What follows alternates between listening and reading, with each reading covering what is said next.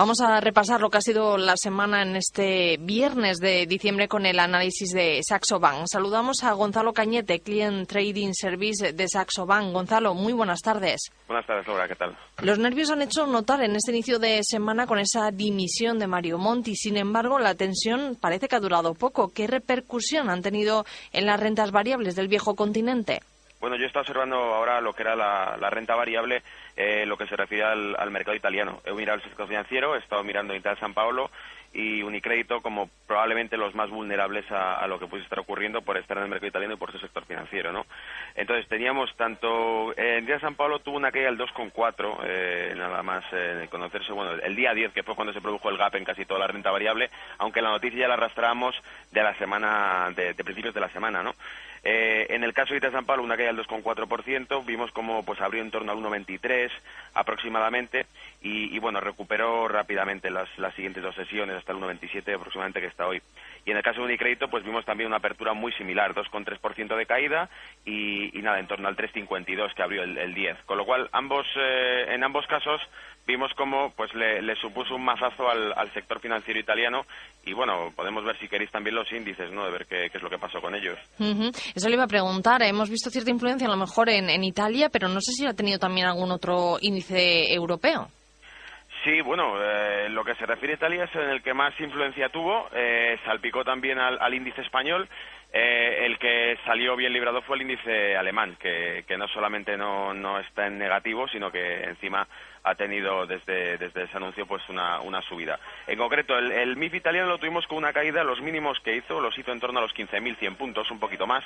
Eso es una caída del 7,3% desde antes de que se anunciase la dimisión de Mario Draghi, o sea, casi 1.100 puntos de caída. Y el IBEX lo vimos caer pues en más de 300 puntos, que es un 4%, ¿no? Llegamos a los 7.663 puntos de mínimos tras la noticia. Y bueno, en el DAX hemos visto que desde entonces hasta ahora ha subido unos 212 puntos con respecto al máximo que ha hecho, que está en torno a los 7.640. Hizo hace una jornada, me parece que fue cuando la cumplió. Es una subida del 2,8%. Si nos fijamos, Gonzalo, en la renta fija, es cierto que hemos visto también cierto estrés a principio de la semana que hacía temer un nuevo repunte de la prima de riesgo española e italiana, pero también hemos visto lo mismo que en la renta variable, ¿no? Se ha disipado. ¿A qué se debe? Bueno, hay tres aspectos sobre la mesa. Por un lado teníamos a la Reserva Federal hablando de una nueva medida de estímulo de unos 48.000 millones de dólares, que obviamente pues influye mucho en la renta variable, lo sabemos ya de los últimos 2 años, cada vez que se anuncia alguna medida de este tipo. El otro era el tema de Grecia, que vimos que tuvo complicaciones para la colocación de deuda la semana pasada y esta semana pues los bancos griegos, los mismos bancos griegos, han adquirido buena parte de la deuda que trata de colocar el gobierno griego. Eso sí, con un descuento considerable, que es algo a destacar, hay que decirlo. Y bueno, y que si bien fue insuficiente la semana pasada, pues esta semana se ha comportado algo mejor, lo cual ha dado pues un poco más de estímulo, de optimismo a los que estaban observando los mercados y viendo pues cuál era el contexto general a nivel mundial.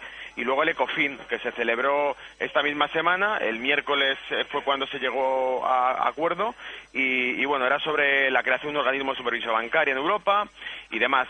Único punto a destacar, pues Alemania, por ejemplo, impuso y lo consiguió al fin y al cabo en el acuerdo, que no se controlen los bancos que tengan por debajo de 30.000 millones de activos, no estén supervisados. Probablemente porque sale perdiendo en ello, porque solo hay que comprobarlo, pues los test de estrés que existieron en Europa, pues Alemania expuso una parte bastante reducida comparado con el sector bancario español, expuso a los test de estrés. Es decir, que no les gusta que se observen a los bancos pequeños alemanes, pues probablemente porque no tienen la calidad que podrían tener los del resto de Europa, paradójicamente, ¿no?, con la que está cayendo. Dado este contexto y viendo el éxito también de las 2 subastas del Tesoro español esta semana, ¿se empieza a disipar esa petición de rescate de España o sigue vigente en los mercados? Hoy de nuevo hemos visto declaraciones de Mariano Rajoy asegurando que a día de hoy ese rescate no hace falta.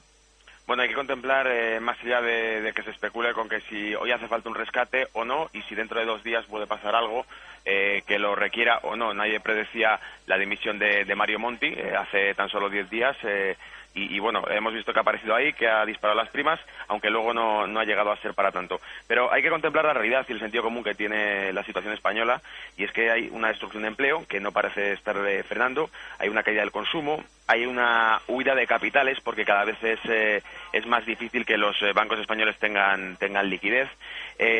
Bueno, 500.000 viviendas que van a entrar en el Sareb para 2013. Hemos hablado ya de este problema porque al fin y al cabo son el problema bancario y el día a día que tiene la banca española. 500.000 nuevas viviendas que van a entrar en el Sareb como activos que tienen que ser liquidados, la bajada del precio de vivienda, la disminución al fin y al cabo del valor de los activos en los que se valoran nuestros bancos, y eso es una espiral que no descartaría incluso que se pueda necesitar una nueva recapitalización de las entidades incluso durante 2013. Así que, desde luego, yo creo que estamos muy lejos de poder decir abiertamente que no hay motivos de rescate en España.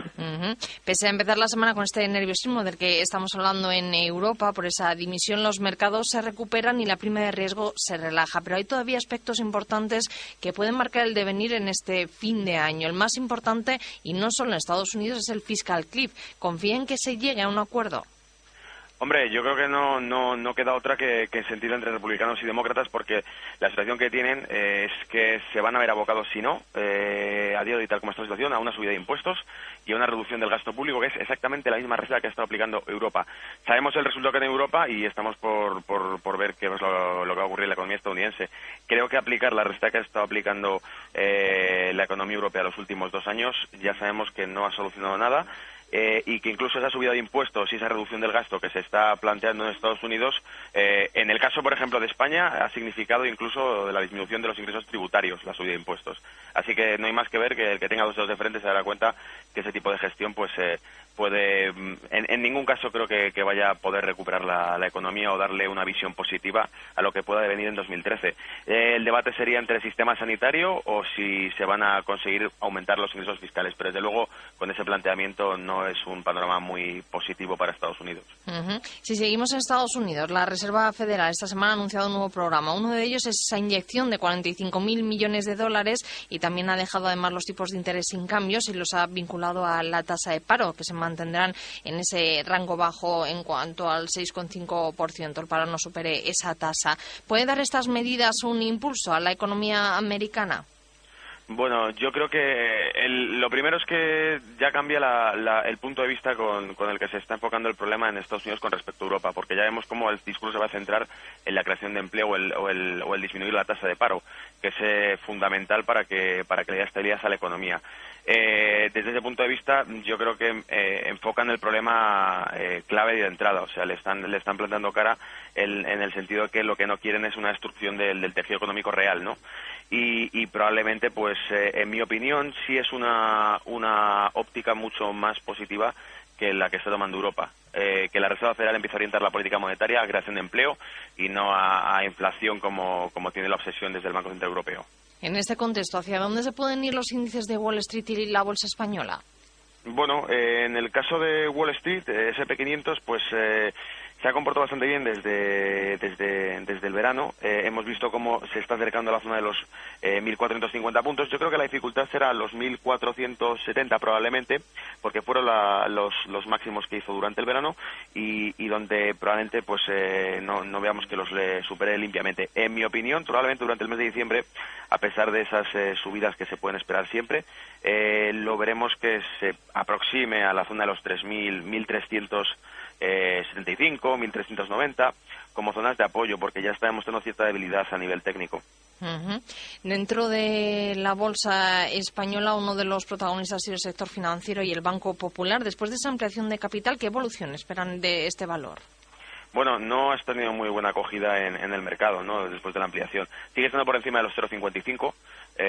Ha hecho, de hecho, pues un ligero suelo en esa zona. De todas maneras, hay que tener en cuenta una cosa: una ampliación de capital no es otra cosa que necesidad de financiación, ¿no? Es un banco que ya ha tenido problemas dentro del sector bancario español y probablemente pues la ampliación de capital para el que más o menos se entienda a qué se está refiriendo, pues es un tema que no le deja tampoco en muy buena posición mediática el ampliar capital para captar nueva liquidez en los fondos del banco. 0,55 yo creo que es la zona clave que tiene que mantener ese banco para que veamos que empieza a tener una buena evolución y de ahí para arriba. Y fuera de la macro, en varias ocasiones hemos comentado con ustedes lo importante de empezar a fijarse en la microeconomía. Para ello, si lo hacemos en las empresas estadounidenses, ¿qué valoración hacen de esta temporada de resultados y qué sectores lo han hecho mejor y cuáles peor? Bueno, si nos fijamos en las que componen el S&P 500, probablemente los próximos 3 meses lo que veamos sea que las subidas las lideren las small caps, las compañías más pequeñas. Los sectores en concreto que han tenido mejor evolución los últimos 6 meses, pues los sectores relacionados con las materias primas, agricultura, el sector también de la salud, tecnológicas, también lo han hecho bien. No sé, por citar alguna de ellas, he estado buscando, pues aquí mismo en el S&P 500 tenemos CF Industries, que es de agricultura. Los últimos 6 meses ha tenido un recorrido un 23,86% de subida. Del sector de la salud y demás, pues tenemos Coverty Health, un 38,72%. Tecnológicas, Thermo Fisher, en los últimos 6 meses un recorrido del 30,78%. Incluso podemos destacar alguna de metales de acero y de hierro, por ejemplo, Nucor Corporation, 16,49% de subida. Y Apple en los últimos 3 meses también lo ha hecho bastante bien. Entonces estamos viendo que en concreto el sector tecnológico, que no es novedad, se comporta bastante bien. Y incluso el que está relacionado con las materias primas, quizá por esa inflación que se está produciendo en las materias primas, pues también está teniendo muy buena evolución. En definitiva y en resumen, para que sea útil para el que nos escuche, las compañías de baja capitalización del S&P 500 serán probablemente las que tengan mejor recorrido cuando se inicie la fase alcista, de cara pues los siguientes 3 meses de subidas, las que probablemente más suban. Luego ya sí incorporarse a valores un poco más estables dentro del mercado americano. Y todo eso también influye en el mercado de divisas, donde existe una presión bajista en el dólar y alcista en el euro. Hemos visto incluso llegar a tocar y recuperar los 1,31 dólares esa cota, y si esa cota se ha recuperado, no sé qué recorrido ahora le puede quedar a este par. Bueno, a ver, desde el punto de vista técnico, yo veo que el 1,31, incluso 1,31,70 es la zona que tiene de topes. Probablemente veamos, si cogemos un impulso desde pues aproximadamente 12 de octubre hasta ese techo que ha podido hacer en torno al 3 de diciembre, del 1,31,60, 65, lo que veremos ahora más bien, creo que se podría ser un giro en ese impulso, un retroceso, hasta un 61,80 de Fibonacci, que eso sería el 1,29,75 aproximadamente. Creo que se aproximaría más hacia esa zona que no volver a testear el 1,31,75, 70, por ejemplo, de tratar de ir a esa zona y romperlos. Y en cualquier caso, desde el punto de vista fundamental o macro, si lo vemos así, es un pulso que se está haciendo entre una reserva federal que sigue una política de abaratar el dólar a base de inyectar liquidez y una Unión Europea que al fin y al cabo tira el euro por los suelos cada vez que tiene algún tema de cierta inestabilidad política o de decisiones en las que no se ponen de acuerdo entre los Estados miembros. Gonzalo Cañete, Client Trading Service de Saxo Bank, gracias por estar una tarde más y darnos estas claves de cómo está la situación económica. Que pase buena tarde. Igualmente, Laura. Buen día. Diferencia en el trato, diferencia en las comisiones, diferencia en los resultados. Dit Broker, nombrado mejor broker online de Europa Occidental 2010 y 2011. Asesoramiento continuo y personalizado. Llame al 91 354 0838 o entre en ditbroker.es y conozca la diferencia de trabajar con el número 1.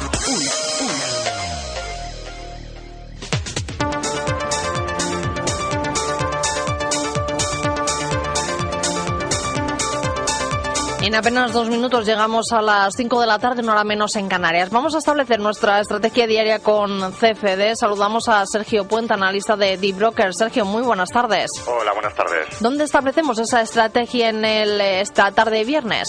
Sí, hoy nos vamos a ir hasta Nasdaq. Concretamente nos vamos a quedar con la mayor empresa de subastas y de compras por Internet, que es eBay. Vemos que hoy se está sentando bastante bien en el soporte que crearon los máximos de septiembre y octubre, y si mantiene estos niveles vamos a buscar 2 estrategias. Una a corto plazo, con entrada en valores actuales y buscando los $52 y poniendo un stop en el soporte de $50, y si queremos un poco más a medio plazo vamos a buscar los máximos históricos que creó en noviembre en los $53, buscando como stop loss en los 49,25, que sería cerrando el hueco del 26 de noviembre. Pues con esta estrategia nos quedamos. Sergio Puente, analista de DeepBroker, gracias por estar en tiempo real. Que pase buena tarde y buen fin de semana. A vosotros igualmente.